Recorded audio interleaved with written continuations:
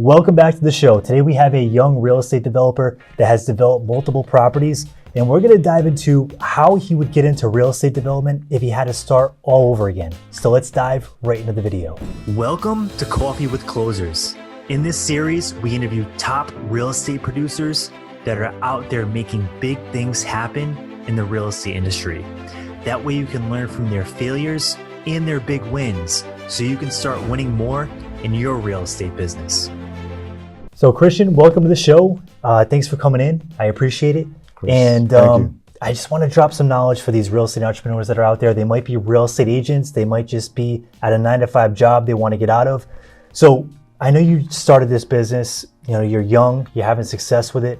How would you start all over if you had to start from scratch? Like, what would you recommend people do out there?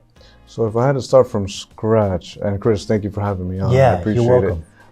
it. If I had to start from scratch, I'd probably, I'd probably start working at least in my case, right? So this is just my perspective, my experiences and stuff like that. I'd probably go back into the construction field, right? Okay. And then I would also network with different people. Just meet. Your network is your net worth, right?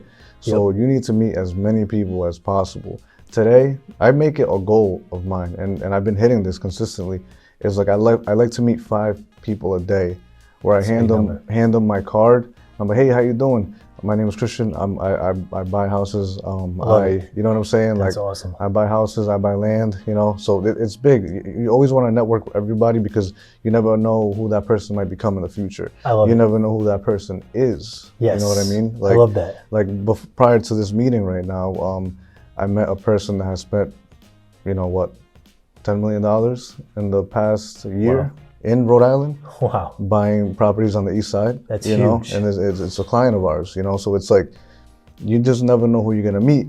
And that person was referred to me from someone on Instagram. Started doing some business with someone on Instagram, and we got cool. Next thing you know, connections happen like that. So it's like, it's always about doing the right thing for people, always meeting new people, having an open mind about people, you know what I mean? And just, my biggest thing would be probably, I said construction probably would be the field I would go back into, but I'd probably start wholesaling again.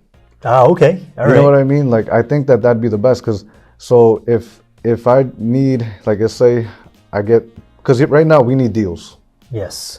So if I go out there, start looking for extra lots, going full force on some marketing with getting land and stuff like that, getting the deal and then bringing it to a developer to be able to maybe, hey, listen, you think if or just networking when you don't even have the deal yet, hey, you think if I get you a piece of land, for how much are you looking to pay? How can I work with you? Is there any way that maybe if I find you a piece of land, I get it under contract as a wholesale, and I sell it to you, maybe you can break me off a piece of equity and I'll work with you and just make it happen. So, and most people, if you come to them and offer them a deal, especially right now when there's almost very minimal deals, low inventory, they'd be like, yeah, you know what? Why not? And the worst thing that can happen is they say no. I like that. So you're pretty much you're creating an opportunity with very little skin in the game per se, and you're adding value to somebody that that's what they need. And they might have the capital, they might have the experience, but you bring them that deal, you could jump on board with them, learn a lot, and then still make a profit. Absolutely. That's smart. Absolutely. And so even let's say if they're not willing to give you equity or whatever in the final product, but at least if you can make some money on the wholesale, right? And then you say, hey, listen, is there any way that I can shadow you and just learn the process, and just be around, and if you need me to go pick something up from Home Depot, I will, whatever the case may be. But just providing value to that person, learning the process as you're going, and that's kind of how I would get back into it. I love that. So pretty much it's finding somebody that's already doing it, that has the capital and the resources, and then learning how to assess the deal and then bring that to them. And if it's a bad deal, they're gonna say, hey, I don't want it. Exactly. And then that will be a lesson to you. And if they do want it, you might be able to jump in, shadow them, and really, work side by side with them, even if you're not making a profit, you're going to get a lot of value back in knowledge. Absolutely. Which is ultimately how you become successful in any business. Yeah. It's being knowledgeable, being able to provide more value, and ultimately, taking that knowledge and then turn it into profit down the road.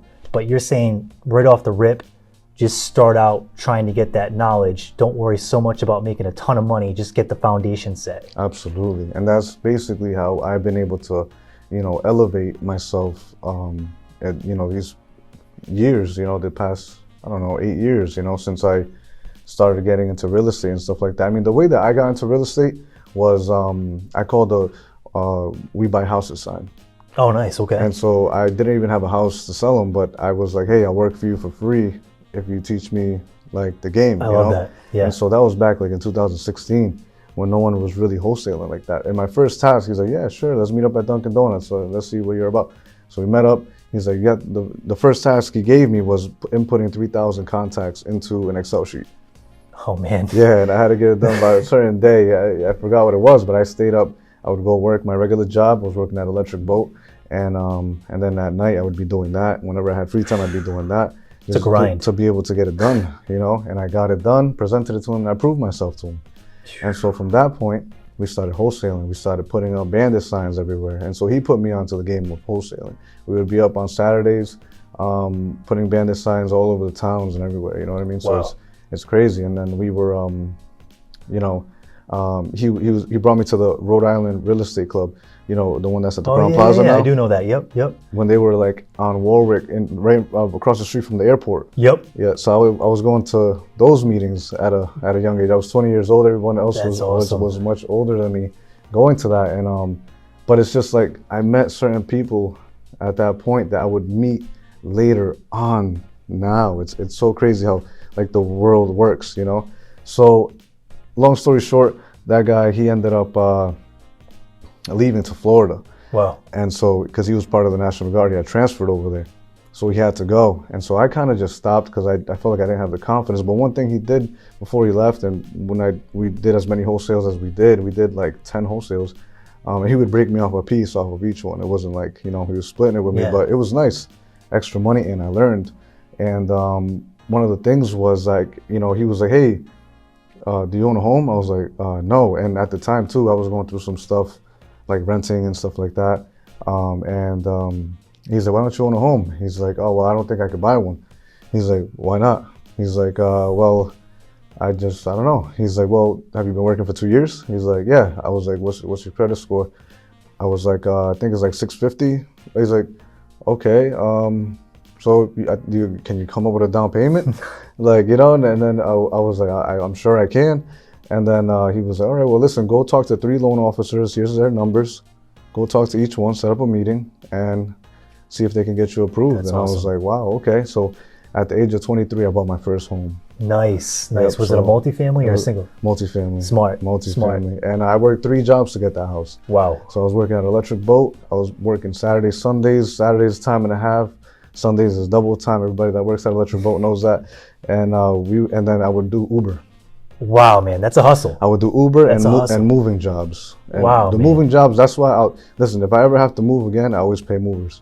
You know what I'm saying? Because listen, I'm scarred. You know what I mean? You don't want to deal with it anymore, man. No. Like, one time we went to go do a moving job. This guy was moving in from Miami. I guess he wanted to be closer to his son. And the stuff that he had, man, that was so heavy. Granite bars, like it was man, it's back-breaking work. Oh yeah, for sure. And so but I worked 3 jobs, and I got the down payment, and we made it happen, and we moved in, and that's kind of my first blood, sweat, and tears house, That is awesome. And from there we just kept going. That's huge. So basically, just to emphasize that, you really have to work hard to get this thing off the ground. It's like an airplane. It takes a lot of momentum to get off the ground, but once you get off, it's a lot easier. But to get it off the ground right off the rip, you got to put a lot of work in. And a lot of people underestimate that.